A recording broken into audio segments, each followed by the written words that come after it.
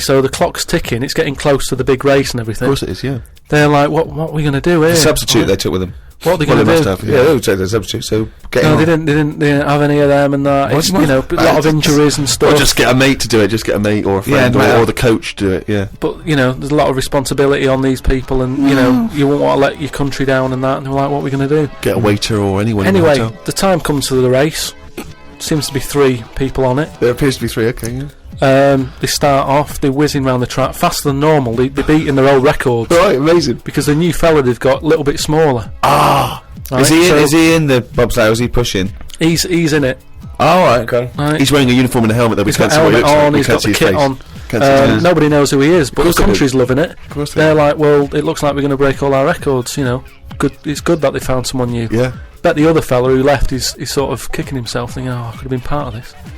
Anyway. This wasn't a bloke that had very short legs and long arms, was it? Anyway, what happened is, they're whizzing round the track and what have you. Faster than ever, yeah. Faster than ever, and the press are like going, beating our records here. They started taking photographs. A lot of flashing. A lot of flashes from the cameras and stuff. Right, of course. Suddenly, the bobsleigh goes a bit sort of mental and whizzes off the track, right, into like all the tyres and stuff that they have for protective. Oh, they love tyres, don't they? Bobsleigh members. Some of them sometimes you can find them swinging in one, or maybe eating a banana. Ambulance comes rushing over and stuff. The other 2 members are looking pretty nervous for some reason. What are they doing? They're saying, look, don't take the helmet off because you can do more damage to the neck. Don't tell the paramedics how to do it. They know their job. Yeah. So they were like, just and plus, he doesn't. He came in at last minute to help us out. He doesn't want everyone to know who he is. He's not after the limelight, like some of the members we used to have. But he just was helping his country out. Yeah. Leave the helmet on. Anyway, they get him in the ambulance and stuff. The other 2 are looking a bit worried and what have you. They're gutted. They lost the race. The little bloke. Is the bloke not saying anything? Is he not? He's in the ambulance now. Is he not saying anything though? Anyway, word got out. Right, from one of the ambulance drivers a few weeks down the line, once all the dust had settled on the Olympics and stuff, and like Newsday and stuff. Yeah. It was reported that one of the ambulance drivers said that on that sort of dreadful night, when the country lost out on a medal in the bobsleigh, he sort of reported that there was a monkey in the back of the ambulance. People were like going, you're joking. I don't remember this. Well, this is it, you see, because they sort of swept it under the carpet a little bit. Right. They were like, this is crazy talk. This is crazy talk. Wants to talk absolute shit. Where'd you get this from? This is crazy talk, right? It is crazy talk, and it's from the mouth of Carl Pilkington. But the weird thing is that backed it up. Following week, there was a story of some people who visited the zoo saw a chimp in a neck brace. And that's this week's Monkey News. Bollocks.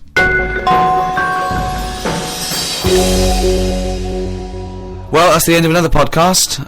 Thanks very much from me, Ricky Gervais, with me, Stephen Merchant. Goodbye. And Carl Pilkington. All right. And thanks again to those guys at Positive Internet who host this podcast, the world's #1 podcast. We'd also like to congratulate Steve Carell from the American office, who won a Golden Globe. Yes, congratulations, Steve, and obviously everyone involved with the American office. And for our American listeners, if you haven't checked out the American office on NBC, it's dynamite. It really is a cracking show. I don't know if you're a fan of the original, but if you are, or even if you're not, just watch it. It's great. It gets better and better week by week. It's absolutely brilliant. That's NBC. I think that's Thursday nights, isn't it? After My Name Is Earl. That's got to be the first time a Golden Globe has been won by 2 different people for the same character. I think you're probably right, mate. Cheers. Hey, congratulations again for winning it all those years ago. 2. All right. 2. I don't need to mention 1, 2. Bye. The Ricky Gervais Show on Guardian Unlimited.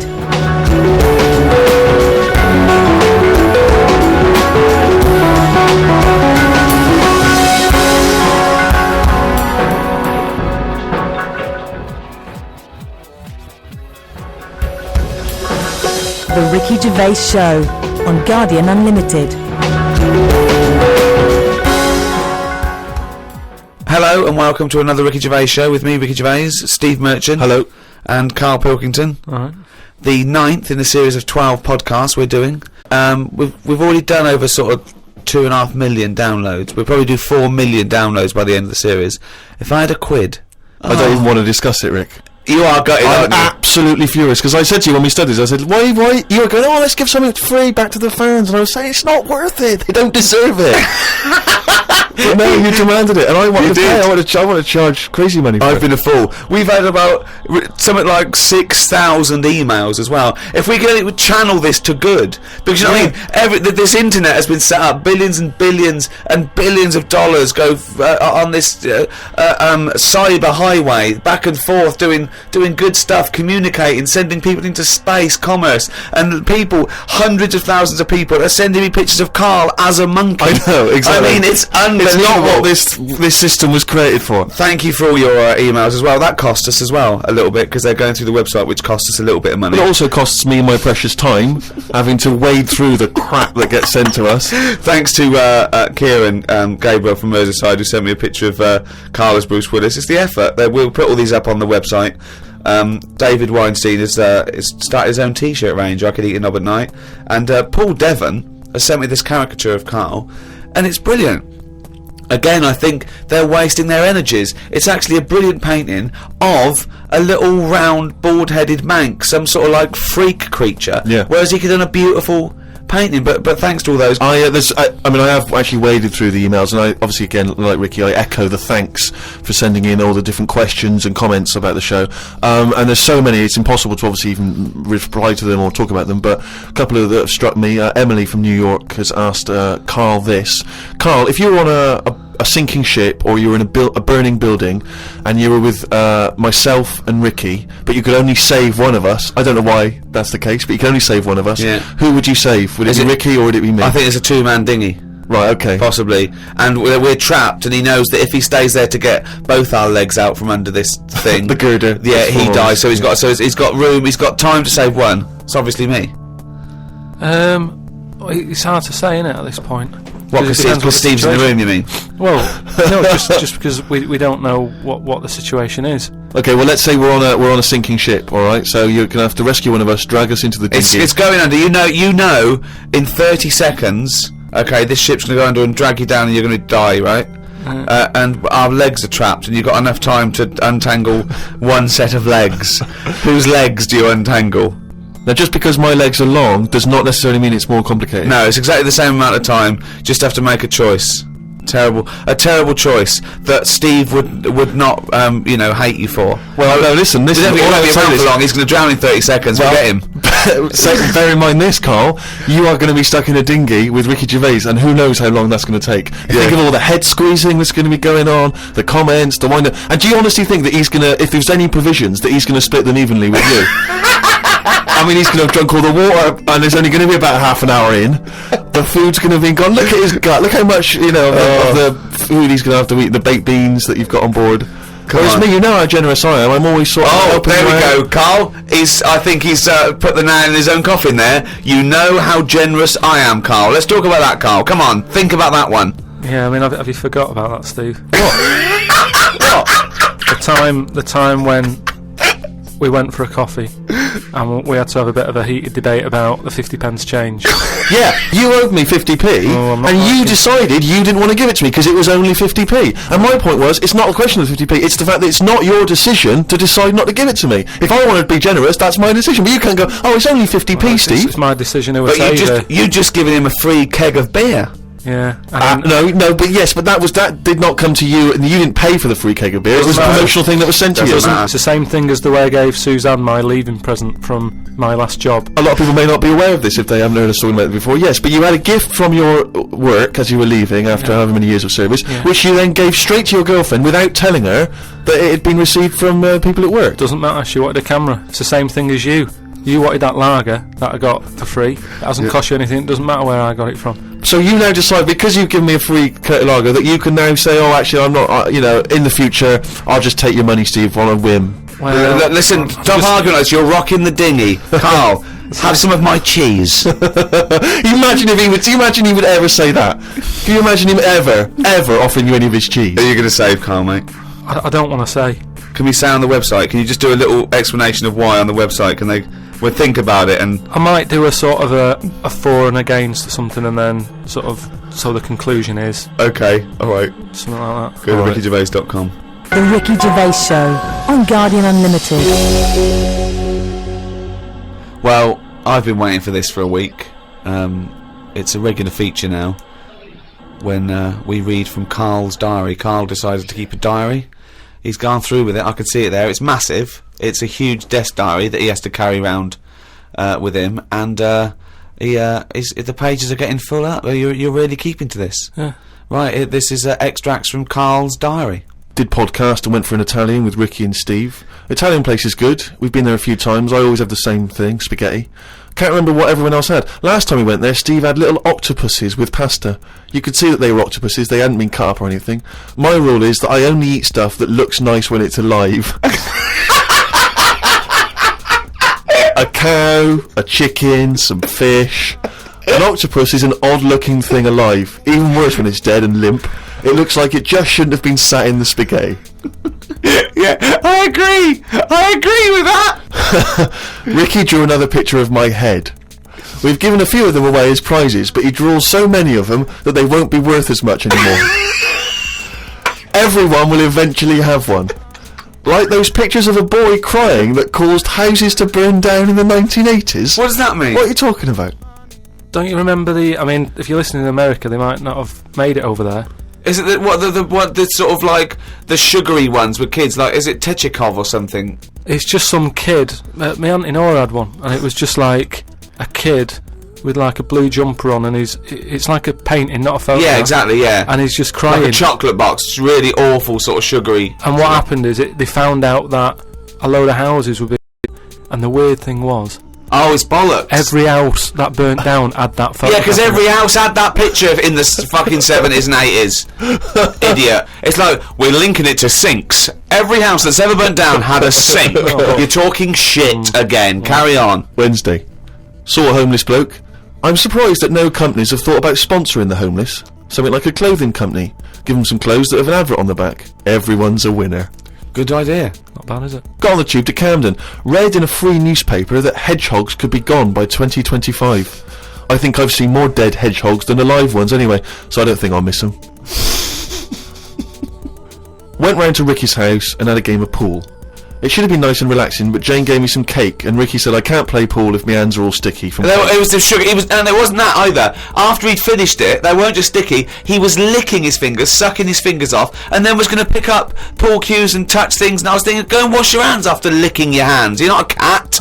This turned into an argument when I said I didn't want to wash my hands. Why didn't he? Disgusting. He goes for a piss all the time without washing his hands, and then squeezes my head. I know I prefer to have lemon cake crumbs on my head than knob juice. Was going to do a crossword, but I'm tired and have learnt enough today. What have you learned? Well, the stuff about hedgehogs and that.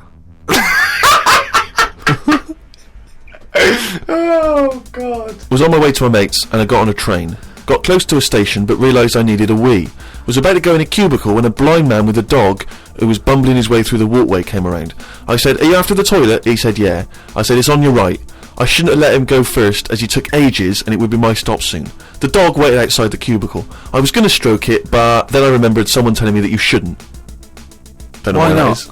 Because something to do with the owner should be the only one who sort of deals with that dog, and you shouldn't. Well, you shouldn't stroke it because you'll cover it in fucking lemon cake. No, but just because, you know, if you stroke it and that, it might like me and want to go off with me, and he'll come out and be lost and stuff. Yeah. I'm not totally sure, but I just thought. You're not. The Ricky Gervais Show on Guardian Unlimited. A few people have sent this in, including Paul the Party Animal Parker. I wonder if anyone else in his school... I mean, for some reason we've just assumed he's in school. I don't think there's any actual proof of that. But do you think... I reckon he left in June, and he's doing sort of bits and pieces, but he's still not a party animal. Do you think he can hold down a job? Is he just partying so hard that... He can hold down a job. He often arrives late. Sure. And the boss, who's in an overall, go, "Parker, you're late again." He goes, "Yeah." Talk to the hand. Yeah. I think that he's the sort of guy that he'll just happily say, "Listen, I survive on 4 hours sleep. Yeah. Sometimes I go to work, I've not slept at all." But I think he comes in with his headphones blaring, right, on a skateboard, and the bloke goes up to him, the old bloke, right, the old fuddy-duddy bloke goes, You stupid idiot, you can't... He goes, chill out, man, and in 2 minutes, he's got him dancing. Oh, I know what he's like. Yeah, he is just like, you just can't resist it, because he's just a fun guy. Yeah. Anyway, Paul and a few other people have sent in this piece of information they've discovered from one of the more respected news networks. The headline is this: female kidney turns lumberjack onto housework. Right. Now, a Croatian lumberjack apparently has claimed that he started enjoying housework and knitting after he was given a female kidney. He claims he's going to sue his local health authority because he says he's become a laughingstock. He used to enjoy heavy drinking sessions and things. The kidney transplant saved his life, but they never warned me about the side effects. I've developed a strange passion for female jobs, like ironing, sewing, washing dishes, sorting clothes in wardrobes, and even knitting. Well, if he likes it, what's the problem? It's nonsense. It's nonsense. Hold on, though. What makes me laugh is he's become a laughingstock. So what do you do when you become a laughingstock? Tell the newspapers. Well, yeah. Tell the newspapers about it, because then that'd keep it completely under wraps. Then. But it's the sort of medical nonsense that Carl would normally come out with. Absolutely. That you know, you take on the personality of the person who gave you their blood. Exactly. It's like those old horror stories, you know, you get given a murderer's hand. Yeah. And you go around killing. But there can be certain medical things that would change the way you think and would change you as a person. Say like how they can do face transplants now. Yeah. Right? I mean, I don't quite understand how this face transplants work, because do you get a choice of who you have? If you have something done to your face and you go, you know, it's burnt or whatever, or something happens to you and you need a face transplant. Well, if you totally changed your appearance, then you would eventually change because of how people reacted to you. Yeah, but if you gave yourself the head of an elephant, soon you wouldn't be yourself. But I wouldn't have it. I wouldn't have that. That's what I'm saying. If they had a catalogue and they said, here's some faces you can have, pick which one you want. Yeah. Would you be looked upon badly if you go, do you know what? I don't really like the look of any of them. Can I just wait for a better face? Or at this moment in time, have you just got to take what's on offer? Carl, there's no one looking through catalogues at faces they might be able to have. No, they do now because of the face transplant thing. But who are these people putting their face up for? They wait till someone... Yeah, I know, but at some point... Well, I tell you what, I would not have a face transplant if I haven't seen the face before I'm going to have it. You have to... I want to see what I'm having. Because I could end up with anything. You mentioned elephant's head. What do you know what I mean? Whose head are they going to use? Is it the latest thing that's died? Oh well, this got run over before. Yeah, I'll stick this on your head. But where did this come from? Where are these mind? Where are these faces queuing up to be popped on a skull? Where do you think they have got time to put all these? Maybe this is why it won't catch on. I don't know. This is extraordinary. You've created in your own head the existence of this pamphlet, and now you're defending it, even though we don't know it even exists. You're this skull on a hospital bed going, I'm not having that. I don't like the look of him. He looks a bit shifty. I don't like that. Oh. Can I ask this now? Let's say we passed away sadly in something terribly tragic. The nation's mourned. You know, it's terrible. It's like one of the great national disasters. But you, at the same time, you survived the accident, okay, but your face is hideously disfigured. You can take either Ricky's face or mine to have. I'm surprised you're asking this though, Steve. I mean, it's just, it doesn't seem like any of them is like a great option. Oh, thanks. And this is what I'm saying about the catalogue. If those two were on offer, I might go, do you know what? Pop in again tomorrow. Bring in another booklet. The Ricky Gervais Show. This is from Anne-Marie Melvin in Amsterdam. She says that she loves the podcast. She listens with her 7-month-old baby. That cannot be a good idea. And she says this to you, Carl. If you had children, what is the most important lesson you'd want to teach them? I mean, in a way, if you sort of look after a kid too much, it doesn't learn that much. But if you let it learn by its mistakes, it'll probably grow up alright. But there are some mistakes you can't afford it to make to learn from. Yeah, driving a car the wrong way down a motorway. Testing if the fire really is hot. No, but say like the time... Does broken glass really taste horrible? These are lessons you don't want it to learn from mistakes. You can tell them that. Yeah, but what I mean is there's certain things that... I just think there was a kid who grew up in our avenue, right, on the estate, who... When it was born, right, we kind of thought it's got no chance, this kid, because its man was a bit of a rumman. You know, a rumman? Where's that? No, just like, you know, she like going out and having a fag and like having a drink, and she's never at home. It's the one who had the horse in the house. Sure. Right, which I don't want to go over. Sure, it's old news. It's out there, isn't it? If you want to find out about the horse in the house. But she had a kid, and everyone was pretty surprised when they saw it because it was a good-looking kid. Right? Which was a surprise because, like, you know, the man wasn't that good-looking, the dad was a bit rough. But it came out, and she was showing it around the avenue, going, "Look at this I've had." And she was chuffed with it because it's probably like one of the newest things she's ever had because everything